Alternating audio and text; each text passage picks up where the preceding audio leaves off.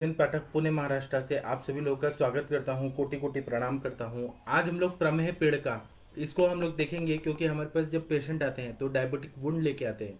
बहुत सारे ऐसे जख्म हो जाते हैं जो प्रमेह के जन्य, ऐसे कुष्ठ जन्य ऐसे संप्राप्ति हो जाती है और पीड़िकाएं हो जाती हैं, व्रण हो जाता है। तो हम लोग को उसमें किस तरह से मैनेज करना है, किस तरह से चिकित्सा करना है, उसके पहले डायग्नोसिस होना बहुत जरूरी है।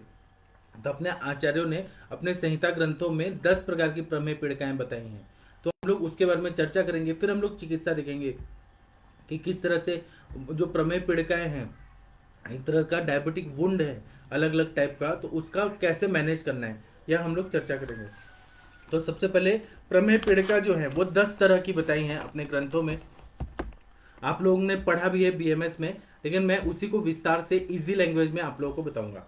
तो प्रमेह के ना, जब प्रमेह की संप्राप्ति होती है, आप लोगों को पता है कि आज से सुखम स्वप्न सुखम, मतलब कोई इंसान बैठे रहता है और कोई मेहनत का काम नहीं करता है, कफ वर्धक आहार विहार का सेवन ज़्यादा होता है, तो उसके वजह से कफ दोष जो है वो बिगड़ जाता है। और वो खासकर मेद धातु जो है, मेद धातु जो है उसको एफिनिटी है बहुत ज़्यादा कफ दोष के तरफ।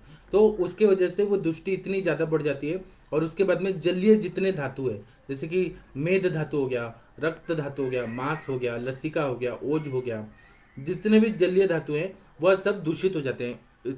और शुक्र भी इसमें इन्वॉल्व रहता है। तो इसके वजह से क्या होता है कि शरीर में एक तरह से बाढ़ आ जाती है, शरीर में क्लेद क्लेद पानी पानी पानी पानी बहुत ज़्यादा हो जाता है। और उसके वजह से जो किडनीज हैं अपनी, वृक्क है, वह क्योंकि मूत्रवत स्त्रोतस में ही इसकी दृष्टि होके संप्राप्ति जाती है, क्योंकि क्लेदस से मूत्र वाहनम ऐसा जो बोला है। तो मूत्र जो है वो आविल मूत्रता, प्रभुता मूत्रता, ऐसा होता है कि बहुत ज्यादा मात्रा में बारंबार यूरिन होता है। और गंदला सा, जिस तरह से कीचड़ का पानी होता है उस तरह से यूरिन होता है। अब उसमें कफज प्रमेय में 10 टाइप के बताए हैं कि सिक्ता में, सांद्र में, सांद्र प्रसाद में, इक्षुवालिका में, उदक में, शनेर में, ये सब बताया है, पिष्ट में, ये सब बताया है। उसी तरह से पित्तज प्रमेय में नील में, हरिद्र में, मंजिष्ठा में, ये 6 टाइप बताए। वातज में, वसा में, हस्ती में, मज्जा में, मधु में, ये सब बताया है। तो जिस तरह का यूरिन आएगा उस तरह से नाम बता दिए। ये आचार्य लोगों का बहुत अच्छा कीन ऑब्जर्वेशन था कि उन लोगों ने अलग अलग नाम दिए हैं। और सुश्रुताचार्य जी ने फेन में और लवण में, ये 2 अलग टाइप बताए हैं जो ऐसे देखने में आते हैं हमारे पास। तो अभी ये संप्राप्ति जब मूत्र व स्त्रोतस की तरफ जा रही है तो ये संप्राप्ति होती है। लेकिन यही संप्राप्ति अगर टर्न होके मांस व स्त्रोतस में जा रही है, मांस धातु में भी जब क्लेद बहुत ज्यादा हो रहा है, तो धातु जो है मांस धातु, वहां पे बहुत ज्यादा ये पीड़िकाएं हो जाती हैं, घाव हो जाता है और सड़न पैदा होने लगती है। तो वह जो घाव हो जाता है उसको ही पीड़िकाएं बोलते हैं। और इसके वजह से क्या होता है कि ये 10 टाइप के अलग अलग आकार और डायमेंशन के हिसाब से इनको 10 टाइप का प्रमेय पीड़िका बताया। तो आचार्य लोगों ने क्या बताया कि प्रमेयणाम प्रजायन्ते पीड़का सर्व संदिशु, शराविका कच्छपिका जालिनी विनता अलजी, मसूरिका सर्षिपिका पुत्रिणी च विदारिका, विद्रदिश्चेति पिटकाः प्रमेहोपेक्षया दश, संधि मर्मसु जायन्ते मासलेषु च धामसु। इतना बढ़िया बता रहे हैं कि यह प्रमेय पीड़िकाएं संधियों में हो जाती है, मर्म संधियों में हो, मर्म के क्षेत्र में हो जाती है। मर्म मतलब बहुत वाइटल ऑर्गन्स में भी ये हो जाती है। उसी तरह से ये संधियों में होती है, मांस प्रदेश में हो जाती है। तो ये प्रमेय पीड़िकाएं जो रहती हैं, इनके नाम दिए हैं इनके आकार के हिसाब से। तो सराविका, कच्छपिका, जालिनी, विनता, अलजी, मसूरिका, सर्षपिका, पुत्रिणी, विदारिका, विद्रदी, ये प्रमेय की 10 पीड़िकाएं बताई हैं। इसके बारे में हम लोग चर्चा करेंगे, फिर इसको मैनेज कैसे करना है वह मैं आप लोगों को बताऊंगा। तो सबसे पहले शराबिका लेते हैं। पहले के जमाने में क्या होता था कि जो मदिरा पीते थे ना, तो जो ये कुल्हड़ होता है ना, कुल्हड़, कुल्हड़ मिट्टी का कुल्हड़ में जैसे हम लोग चाय पीते हैं, उसी तरह के उसी आकार में, लेकिन थोड़ा सा ऐसे ब्रॉड स्पेक्ट्रम, ब्रॉड उसका मुंह ऐसा ना, सराविका होता था। जिसमें पहले के जमाने में लोग ना हवन वगैरह करते थे ना, तो घी वगैरह रखते थे देवताओं के लिए ऐसे, और उसी में भोग लगाने वाले ऐसे पदार्थ भी रखते थे हलवा वगैरह, मिठाइयाँ वगैरह। उसी तरह से शराबिका होती थी, उसमें शराब भी पिया जाता था। कुल्हड़ को ही थोड़ा सा सब ब्रॉड कर दिया। तो ऐसे ही ये जो रहता है ना, मिट्टी का जो कुल्हड़ होता है, आप लोगों ने पहले के जमाने में रेलवे स्टेशन वगैरह पे मिलता था। तो इसी तरह का ये शराविका रहता है। इसमें बता रहे हैं कि अंतोन्नता च तद्रूपा निम्न मध्य शराविका, मतलब प्रांत भाग जो रहते हैं वो ऊपर की तरफ उठे हुए रहते हैं और मध्य भाग जो है वो अंदर की तरह रहता है। सरावी का मतलब ब्रॉड स्पेक्ट्रम में ब्रॉड मुंह वाला एक ऐसा तरह का जो मिट्टी का पात्र होता है, उसी तरह की प्रमेय पीड़िका हो जाती है। मध्य का भाग जो है, मिडल भाग जो है वो नीचे रहता है और बाहर का भाग जो रहता है वो बाहर की तरह रहता है, एक तरह का ये घाव रहता है। तो यह शराबिका नाम का पीड़िका हो जाती है। दूसरा है सरशपिका, जिसमें सरसों के दाने की तरह दाने दाने दाने दाने पूरे शरीर में पीड़िकाएं आ जाती है, छोटे छोटे, वो पर्टिकुलर एरिया में आ जाते हैं, तो उसको बोलते हैं सरशपिका। गौरव संशब संस्थाना तत्प्रमाण च सरशपी, मतलब सफेद सरसों जो रहती है, आप लोगों ने देखा होगा, पीली सरसों नहीं, सफेद सरसों, उस तरह से पिड़काए पिड़काए पिड़काए छोटी छोटी छोटी छोटी दाने दाने दाने दाने आ जाते हैं और एक तरह का घाव हो जाता है, इसको बोलते हैं सरशपिका। उसी तरह से कछुआ जो रहता है, टॉर्टोइज, उसके पीठ के आकार की तरह, मतलब उसका पीठ आप लोगों ने देखा होगा टॉर्टोइज का, कि किनारे जो रहते हैं वो अंदर रहते हैं और बीच का भाग ऊपर उठा हुआ रहता है, और उसी तरह का उसी शेप का एक पिड़का आ जाती है, उसको बोलते हैं कच्छपिका। सदा कुर्म संस्थाना गया कच्छपिका बुदेही, मतलब कछुआ के पीठ के आकार का दाह युक्त पिड़का जो आती है, जिसमें बर्निंग सेंसेशन होता है, बहुत ज्यादा जलन होती है, दाह होता है, उसको बोलते हैं कच्छपिका नाम की प्रमेय पिड़का। उसी तरह से बताया है जालिनी पिड़का।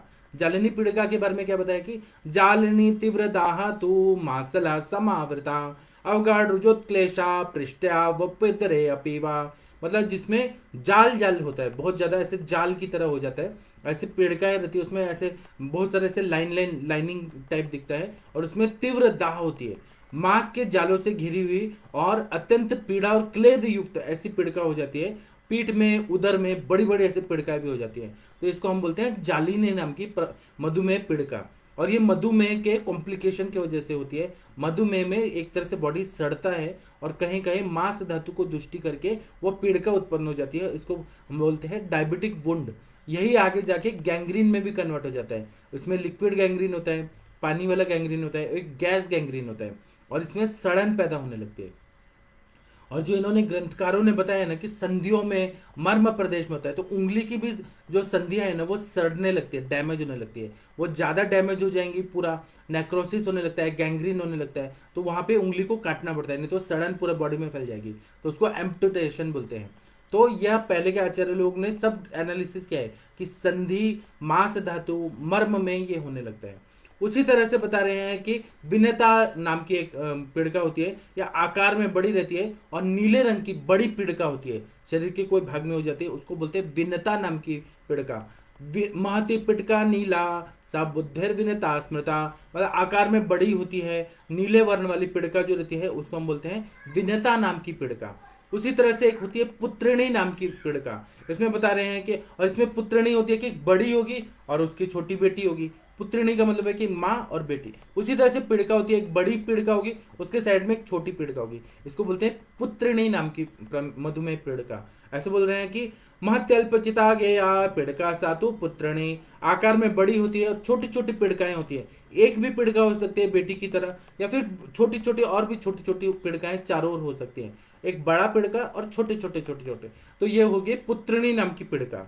उसी तरह से मसूरी का, जिस तरह से मसूर की दाल होती है, मसूर की दाल आप लोगों ने देखी होगी, उस आकार की छोटी छोटी छोटी छोटी ऐसे दानेदार बहुत सारी पिड़काएं हो जाती हैं, उसको बोलते हैं मसूरी का। मसूर दल संस्थाना विज्ञा तो मसूरी का, आकार प्रकार में मसूर के दाल के समान पिड़का को मसूरी का कहते हैं। जो भी आचार्य अपने बता रहे हैं ना वो 100% सही है। मैंने ऐसे पिड़काएं देखी हैं अपने आदरणीय गुरुजी वैद्य समीर जमदग्नि सर के क्लिनिक में मैंने देखा है, और फिर उसको ट्रीटमेंट करते हुए और चिकित्सा भी सफल चिकित्सा होते हुए भी मैंने देखा है।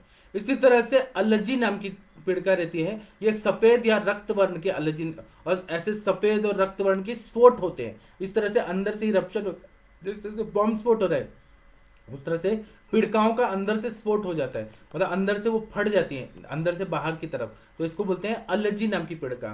रक्तासिता स्फोटवती दिग्गेया त्वलजी बुदाहा, मतलब रक्त या श्वेत वर्ण वाली तथा स्फोटों से युक्त पिड़का को अलजी पिड़का बोलते हैं। उसी तरह से विदारी, विदारी नाम की पिड़का जो रहती है, जिसको विदारी काया भी बोलते हैं, या विदारिका या विदारी ऐसे बोलते हैं, तो विदारी कंद आप लोगों ने देखा होगा, तो विदारी कंद, जो हम लोग डुक्कर कंद भी बोलते हैं, विदारी कंद के तरह की ये पिड़का होती है। तो ये बोलते हैं कि विदारी कंदवत वृत्ता कठिनाच विदारिका, विदारी कंद के समान गोलाकार, जिस तरह से विदारी कंद होता है उस तरह से गोलाकार रहेगा, और कठिन ऐसी पिड़का होती है और बहुत ज्यादा पेनफुल रहती है, बहुत ज्यादा दर्द होता है उसमें, तो इसको हम विदारिका नाम की पिड़का बोलते हैं। अब इसके लक्षण ऐसा है कि पेन बहुत ज्यादा होगा और बहुत ज्यादा स्थूल होगा, बहुत ज्यादा गांठ जैसा होता है। उसी तरह से विद्रदी नाम की एक पिड़का होती है, जो विद्रदी एब्सेस की तरह होती है, वो एक्चुअल में एब्सेस नहीं होता है लेकिन उसके आकार की तरह होती है, और उसमें भी मांस धातु का इन्वॉल्वमेंट रहता है, पस फॉर्मेशन हो जाता है, तो उसको बोलते हैं विद्रदी नाम की पिड़का।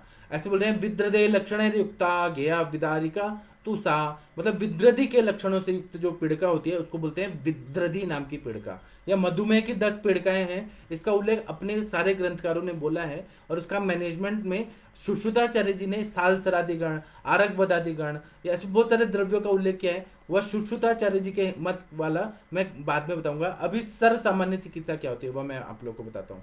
तो ग्रंथकार ऐसे बोलते हैं कि ये यन्मया स्मृता मेहास्तेषां मेतास्तु तन्मयाः विना प्रमेयप्येता जायन्ते दुष्ट मेधसा तावच्चेता न लक्ष्यन्ते यावद वास्तु परिग्रह। जो जो प्रमेय में जो जो दोषों से उत्पन्न पीड़िकाएं होती हैं, उन प्रमेयों वाली पीड़िकाएं भी उन दोषों से होती है। जैसे कि बात वाला रहेगा तो बात वाला, उसमें डोमिनेंस वाली पीड़िका रुक्षता और काठिन्यता और ड्राइनेस की तरह आएगी।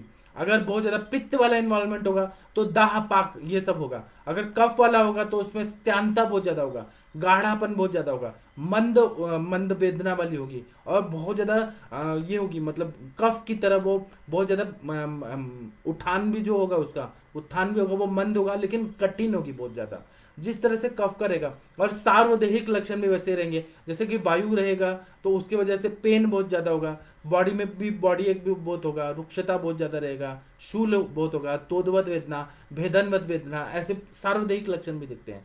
पित्तज वाला रहेगा तो सर्वांग दाह रहेगा, अम्ल पित्त रहेगा, फिर उसके बाद दाह पाक लालिमा, ऐसे कंडीशन है। और कफ वाला रहेगा तो प्रसेक होगा, फिर उसके बाद में श्वास का प्रतिशय, सार्वदेहिक लक्षण भी आते हैं। जो दोष का डोमिनेंस रहेगा उस तरह की पीड़िकाएं हो जाती हैं।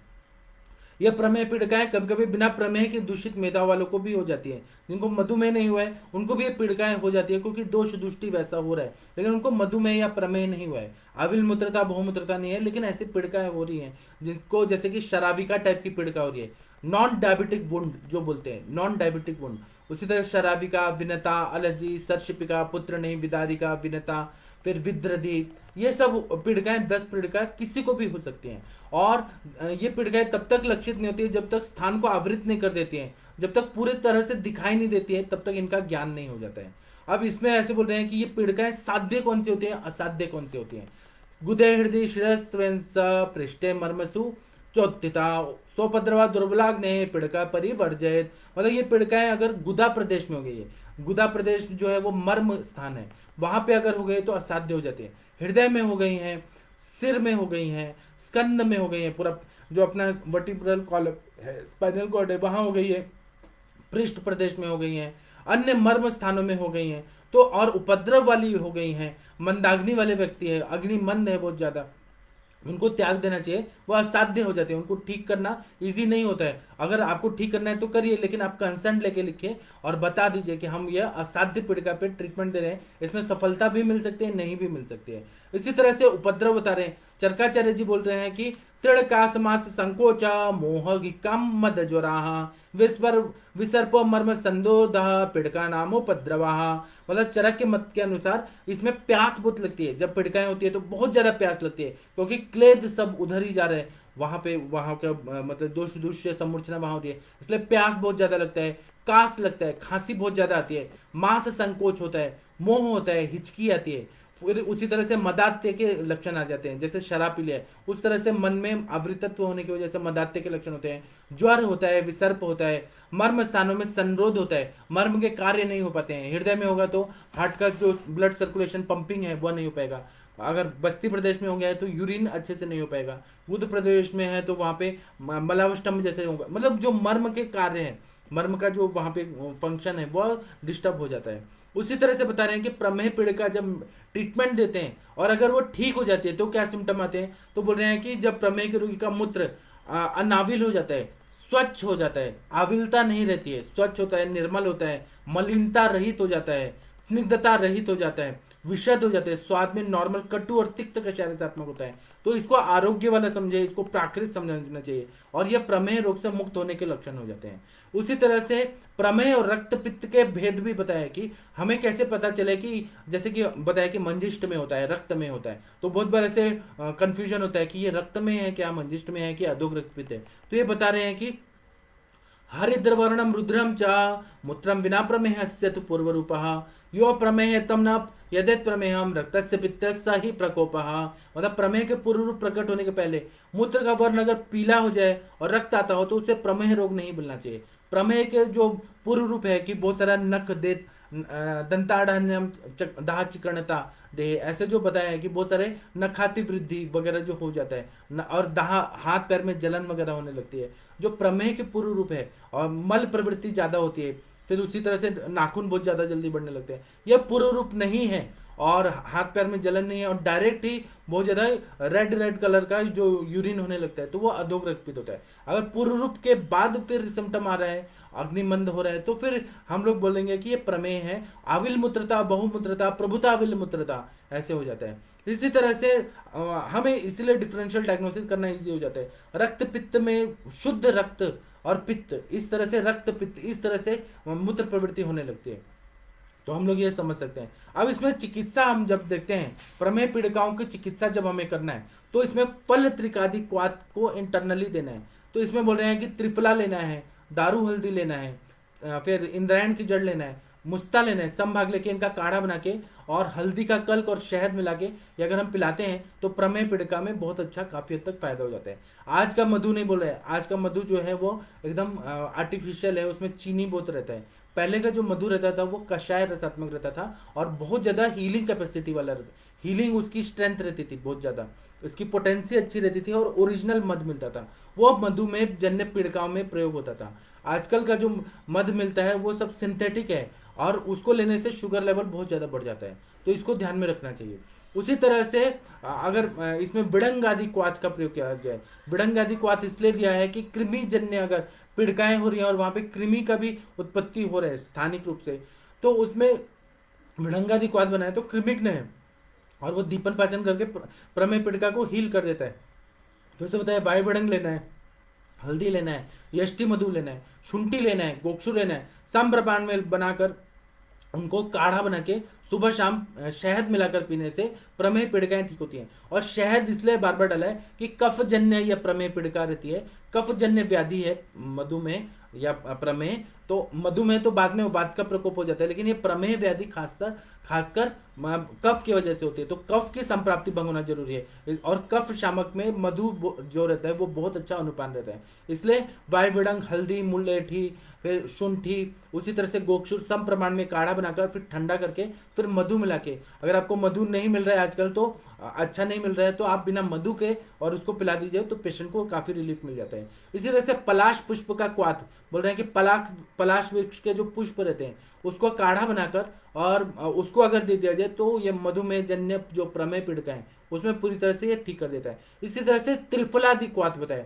तो त्रिफला लेना है, देवदारू लेना है, दारू हल्दी लेना है, फिर नागर मोथा लेना है, इसका काढ़ा बनाकर पीना है। इसी तरह से कुछ कुष्ठग्न द्रव्य बोले हैं जैसे कि कुटज लेना है, फिर असाना वृक्ष की छाल लेना है, इसको विजय सार भी बोलते हैं, और उसी तरह से दारू हल्दी लेना है, मुस्ता लेना है, त्रिफला लेना है, इसका काढ़ा बनाकर सुबह शाम पिलाना है तो प्रमेह पीड़िका की संप्राप्ति को भंग कर देता है। इसी तरह से गुड़ूची का स्वरस लेना है और या आंवले का रस में हल्दी डाल के निशा आम्लकी का प्रयोग करने से प्रमेह पीड़िका को काफी हद तक हम लोग ठीक कर सकते हैं। इंटरनली भी करिए और प्रमेह जन्य जो पीड़िका है उसका धावन करने के लिए भी, व्रण शोधन और रोपण करने के लिए भी इसका प्रयोग कर सकते हैं। इसी तरह से कतक बीज, निर्मली का जो बीज रहता है उसका कुछ मात्रा में लेके मतलब 10 ग्राम की मात्रा में लेके मट्ठा के साथ, तक्र के साथ सेवन करने से यह प्रमेह समूह को पूरी तरह से नष्ट कर देता है पूरा। और निर्मली बीज, कतक बीज का प्रयोग मैंने अपने सर के पास देखा है, बहुत अच्छा फायदा होता है। इसी तरह से निशा त्रिफला मतलब हल्दी और त्रिफला का प्रयोग, जैसे कि हल्दी है, दारू हल्दी है, त्रिफला है, सम प्रमाण में यवकुट चूर्ण को रात भर भिगो के रख देना है और सुबह उसको मसल के छान कर पी लेना है। इससे जो प्रमेह पीड़िका होती है वो पूरी तरह से ठीक हो जाती है। इसी तरह से त्रिफला के कल्क को पानी में घोलकर और मिट्टी के पात्र में 3 दिन तक रख के धूप में सुखा देना है। मिट्टी का पात्र ढका हुआ रहे और धूप में रख देना है। और उसके बाद में उसका एक मुट्ठी चना लेके कपड़े में बांधकर दोला यंत्र से लटका देना और दिन रात तक रहने देना है और उसके बाद में निकाल कर और उसका सेवन करना है। तो ये त्रिफला कल्क जो है यह भी, इसका जो काढ़ा बना है दोला यंत्र से, चना जो रहता है उसके साथ में जो ये बनाया, तो ये चना का जो पानी है दोला यंत्र से जो पका के बनाया है वह पानी जो है वो पूरी तरह से हीलिंग कैपेसिटी वाला रहता है। इसी तरह से जो साखू वृक्ष की छाल रहती है, मुस्तार रहता है और कम्पिलक रहता है, सम प्रमाण में लेकर और आंवला के रस के साथ पीने से भी प्रमेह पीड़िका में बहुत अच्छा फायदा होता है। इसी तरह से नेग्रोदादी चूर्ण है, बर्ड है, गुलर है, उदुम्बर है, पीपल है, सोनापाठा है, अमलतास है, असाना वृक्ष है, फिर आम है, कपित्त है, जामुन है, चिरौंजी, अर्जुन, धव वृक्ष, महुआ की छाल, मुलेठी, लोद्र की छाल, वरुण की छाल, फिर पारिभद्र की छाल, फिर परवल का पंचांग, फिर अजश्रृंगी या गुड़मार जिसको बोलते हैं वो लेना है, दंती मूल लेना है, चित्रक मूल लेना है, फिर पाढ़न लेना है, फिर उसी के बाद करंज लेना है, त्रिफला लेना है, इंद्रव लेना है, शुद्ध भल्ला तक लेना है, सम प्रमाण में लेकर और त्रिफला काढ़े के साथ मिक्स करके और इसका प्रयोग करने से प्रमेह पीड़िका जो रहती है, ये सारे शीरी वृक्ष, नेग्रोदादी कर्ण, इन सब का प्रयोग करने से पूरी अच्छी तरह से प्रमेह पीड़िका ठीक हो जाती है। इसी तरह से त्रिफला का चूर्ण में शिलाजित या लौह भस्म मिलाकर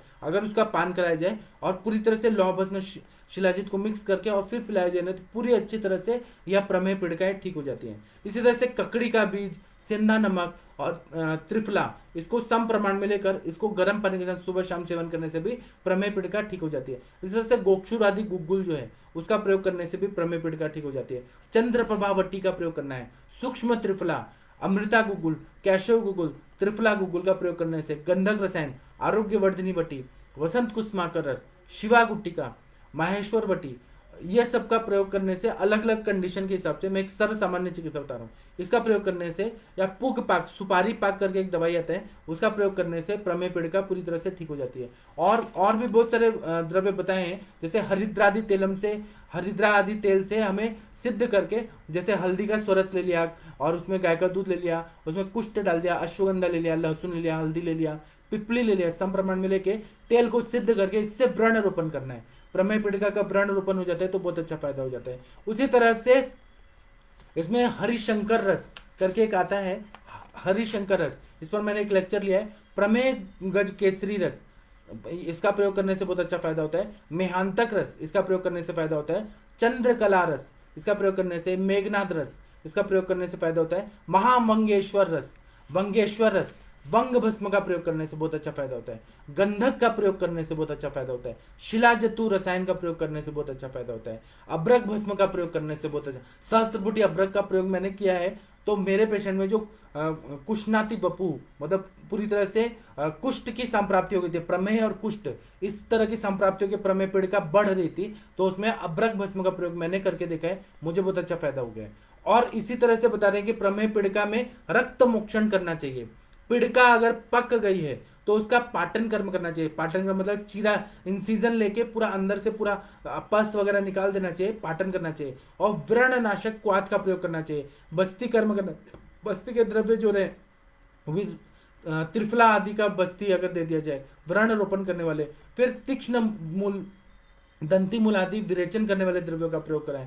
और व्रण रोग में जितने भी चिकित्सा बताइए कि दीवा स्वाप नहीं करना है, फर्मेंटेड आइटम नहीं खाना है, अभिसंधि पदार्थ नहीं खाना है, दूध का सेवन नहीं करना है, गुड़ का सेवन नहीं करना है, नया धान्य का सेवन नहीं करना है, फिर उसके बाद में ब्रह्मचर्य पालन करना है, अति मैथुन नहीं करना है, रात्रि जागरण नहीं करना है। जो नियम बताए ना व्रणितोपासनीय अध्याय में, सुश्रुत संहिता में, उसका प्रयोग करें तो बहुत अच्छा फायदा हो जाता है। इसी तरह से खाने के लिए इसमें पुराना चावल जो रहता है उसका प्रयोग करना है, मूंग का प्रयोग करना है, कुल्थी का प्रयोग करना है, और इसमें जांगल पशु पक्षियों का मांसरस का प्रयोग करना है, सेंधा नमक का प्रयोग करना है, मरीच का प्रयोग करना है, त्रिफला का प्रयोग करना है।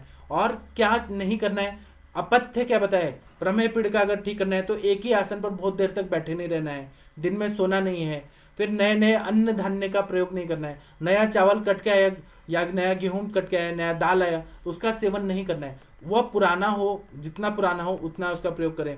फिर दही नहीं खाना है, मूत्र का वेग नहीं रोकना है, धूम्रपान नहीं करना है, फिर स्वेदन कर्म नहीं करना है, रक्त मोक्षण नहीं कराना है, बार बार रक्त रक्त रक्त निकाले ऐसा नहीं करना है, फिर गन्ने का रस ज्यादा नहीं पीना है, खट्टे पदार्थों का जो जैसे कि सॉस हो गया, अचार हो गया, ये सब का जैम हो गया, ये सब का प्रयोग ज्यादा नहीं करना है, फिर पिष्टमय अन्न मिठाइयों का सेवन नहीं करना है, फिर जो जल प्रदेश में मछली वगैरह जो रहती है जलीय प्राणियों का मांस का सेवन नहीं करना है। जब हम ऐसा करते हैं ना तो प्रमेह पीड़िका को मैं शॉर्ट में बता दिया, इनका प्रयोग करने से फायदा होता है। आगे और भी चिकित्सा है वो मैं अगले लेक्चर में लूंगा। अभी का मैं लेक्चर समाप्त करता हूँ। आप लोगों का जो भी क्वेश्चन है, डाउट है, वो कृपया इनबॉक्स में लिख लीजिए, हम उसको सॉल्व करने का कोशिश करेंगे। आप सबके सब भारत के सर्वश्रेष्ठ चिकित्सक हैं और भारत के सम्मानीय चिकित्सक हैं, और मैं आप लोगों को दिल से बहुत रेस्पेक्ट करता हूं क्योंकि आप लोग ना बहुत अच्छा मेहनत करके अपने अपने प्रैक्टिस को आगे बढ़ा रहे हैं। डॉक्टर प्रशांत वाघेला जी नमस्ते प्रणाम आपको सर। डॉक्टर राजकुमार धवन जी नमस्ते प्रणाम आपको। डॉक्टर सविता जी नमस्ते प्रणाम आपको। सबके सब भारत के सर्वश्रेष्ठ चिकित्सक हैं। मुझे 1 मिनट टाइम दीजिए क्योंकि ये ना स्क्रॉल करते टाइम थोड़ा हैंग हो जाता है। फेसबुक का कुछ तो सेटिंग में प्रॉब्लम है। 1 मिनट रुक जाइए। जैसे ही लेक्चर समाप्त होता है ना, मैं यहाँ इनबॉक्स को थोड़ा नीचे स्क्रॉल डाउन करता हूँ तो थोड़ा ये हैंग हो जाता है, रुक जाता है। डॉक्टर सविता जी नमस्ते प्रणाम आपको। डॉक्टर पंडित परमानंद जी नमस्ते प्रणाम आपको। डॉक्टर रवि कुमार सिंह जी नमस्ते प्रणाम आपको। आप सब आदरणीय और सम्मानीय चिकित्सक हैं। डॉक्टर बलविंदर सिंह जी नमस्ते प्रणाम आपको। डॉक्टर सोनम जी नमस्ते प्रणाम आपको। डॉक्टर रूपाली देशमुख जी नमस्ते प्रणाम आपको। डॉक्टर शुभा मिश्रा जी नमस्ते प्रणाम आपको। डॉक्टर श्रुति निगम जी नमस्ते प्रणाम आपको। आप सबके सब बहुत अच्छे डॉक्टर हैं और सब लोगों का नाम है। डॉक्टर कैलाश चावला जी नमस्ते प्रणाम आपको। डॉक्टर विनय मित्तल जी नमस्ते प्रणाम आपको। डॉक्टर विकास विश्वकर्मा जी नमस्ते प्रणाम आपको। डॉक्टर सरोज मिश्रा जी नमस्ते प्रणाम आपको। डॉक्टर वर्षा पटेल जी नमस्ते प्रणाम आपको। डॉक्टर अभिलाषा मैम नमस्ते प्रणाम आपको। डॉक्टर सरोज मिश्रा जी बोल रहे हैं हेतु विपरीत चिकित्सा, बहुत बढ़िया बताया इन्होंने। इसमें कफ कर आहार विहार को पूरी तरह से बंद कर देना है। अनुरिता मैडम बोल रही हैं कि सर मतलब अनहीलिंग वुंड्स विदाउट डायबिटीज भी, हाँ अनहीलिंग वुंड्स विदाउट डायबिटीज भी में भी प्रमेह पीड़िका हो जाती है। सराविका, विनता, एलर्जी, कच्छपिका, विद्रदी, विनता ये भी होती है जो डायबिटीज रिलेटेड नहीं होती है, उसमें भी ऐसी चिकित्सा करनी है। आगे मैं और भी बताऊंगा, हाँ दे सकते हैं। डॉक्टर सुनीता पाल जी नमस्ते प्रणाम आपको। डॉक्टर आशा जी नमस्ते प्रणाम आपको। डॉक्टर अरविंद जी ये बोल रहे हैं यूरिक एसिड का ट्रीटमेंट। यूरिक एसिड का ऐसे ट्रीटमेंट नहीं होता है, ऐसे वातरक्त जन्य संप्राप्ति होगी तो यूरिक एसिड और वातरक्त ऐसे को रिलेट करिए कि सिम्टम्स होते हैं क्या, गंभीर वातरक्त, उत्तान वातरक्त, ऐसे देखिए वातरक्त की चिकित्सा करिए तो तिक्तक, क्षीर बस्ती, कैशोर गुगुल, विरेचन, रक्त मोक्षण ये करिए, ठीक है। और दाल का सेवन बंद कराइए, हैवी प्रोटीन वाले जो दालें वगैरह रहते हैं उनका सेवन बंद कराइए, शराब पीना बंद करा दीजिए। डॉक्टर अनुरिता मैम बोल रहे हैं स्क्वामन सेल कार्सिनोमा का स्किन इरप्शन को, हाँ आप ऐसे बोल सकते हैं, वो पीड़िकाएं वैसी ही रहती है लेकिन आपको ये डायग्नोसिस करना पड़ेगा कि सर्शपिका है क्या, विनता है क्या, जालिनी है क्या, मतलब अपने जो पीड़िकाएं जो बताई हैं वह कार्सिनोमा उसी तरह की पीड़िकाएं हो सकती हैं, तो हमें उसी तरह से चिकित्सा करना है। सूक्ष्म त्रिफला, मांसपाचक, मेदोपाचक जो सब सिम्टम दिख रहे हैं उस हिसाब से एकेटी, सूक्ष्म त्रिफला, अमृता गुगुल, कैशोगुल, त्रिफला गुगुल, आरोग्य वर्धनी वटी, वही तरह से चिकित्सा करने से रिजल्ट आता है। डॉक्टर सुनीता पाल जी नमस्ते प्रणाम आपको। सबके सब बहुत अच्छे लोग हैं आप लोग, proud of you all. Doctor Anuta ma'am बोल रही हैं कि पोस्ट सर्जिकल वेरिकोसिटीज, एक मिनट मैम का कहाँ चला गया, के बाद भी ऐसे ही अनहीलिंग वुंड्स मिलते हैं, आपने सही बात बताया। डॉक्टर मैथिली मैम नमस्ते प्रणाम आपको। डॉक्टर आशा मैम बोल रही है कि जुवेनाइल डीएम के लिए क्या ट्रीटमेंट दे सकते हैं। आप पूरा दोष दुष्ट समूर्छना निकालिए ना, आप उसमें देखिए ना कि क्या क्या सिम्टम्स हैं, आप बताइए, मैं बताऊंगा आपको ट्रीटमेंट। आप सारे सिम्टम्स बताइए, केवल जुवेनाइल डीएम में ट्रीटमेंट ऐसे मत बोलिए, आप पूरा सिम्टम्स बताइए। सहज प्रमेही का भी चिकित्सा है कि हम मैनेज करके रख सकते हैं। धातु क्षय है तो ठीक है, हम बस्ती देके और यापना बस्ती देके और शिलाजीत का प्रयोग करा के और वयस्थापन गण के द्रव्य देके हम उनको काफी हद तक मैनेज कर सकते हैं। एलोपैथी में तो इंसुलिन लेना पड़ता है, लेकिन हमारी जो मैनेजमेंट रहती है बहुत ज्यादा अच्छी रहती है और उसका जो कॉम्प्लिकेशंस रहते हैं उसमें भी, ऑर्गन्स में उसका इफेक्ट जो होता है उसमें भी काफी हद तक हम लोग काम कर सकते हैं। वो पूरी तरह से ठीक होगा ऐसा तो मैं नहीं बोलूंगा, ऐसे बहुत बड़ी बड़ी बातें नहीं बोलना चाहिए, लेकिन हम काफी हद तक उसको मैनेज करके कंट्रोल में रख सकते हैं। कॉम्प्लिकेशन, डेटोरिएट जो कंडीशन है वो उस पर कंट्रोल कर सकते हैं। श्री कल्याण जी नमस्ते प्रणाम आपको। डॉक्टर अनुरिता मैम नमस्ते प्रणाम आपको। आप सबके सब भारत के सर्वश्रेष्ठ चिकित्सक हैं। अभी इतने ही कमेंट आए हैं। आप कल मेरा थोड़ा ब्रेक हो गया था, मैं ट्रैफिक में अटक गया था। अभी मैं कोशिश करूंगा कि मेरा ब्रेक ना हो लेक्चर्स में। कभी कभी ऐसी मजबूरी आ जाती है कि लेक्चर का ब्रेक हो जाता है, मैं खुद भी नहीं चाहता, लेकिन कल तो ट्रैफिक में ही अटक गया था। अभी मैं आप लोगों को ना क्या है ना कि प्रैक्टिस करते हुए पढ़ाना थोड़ा डिफिकल्ट हो रहा है। अभी लॉकडाउन का पीरियड नहीं है, अनलॉकडाउन है, तो सब कुछ करके मैनेज करके करना पड़ता है। Doctor Asha ma'am 10 years old having diabetes, आपने ये बताया, ये ठीक है, diabetes insipidus on insulin, weakness, weight loss है, ये आपने बताया, ये सिम्टम्स होता है।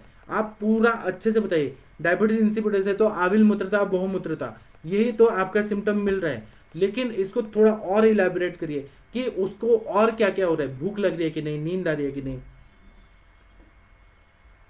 ये क्या बोल रहे हैं, अरविंद जी बोल रहे हैं आज फैन नहीं चलाया आपने। हाँ हाँ, thank you thank you, fan नहीं चलाया।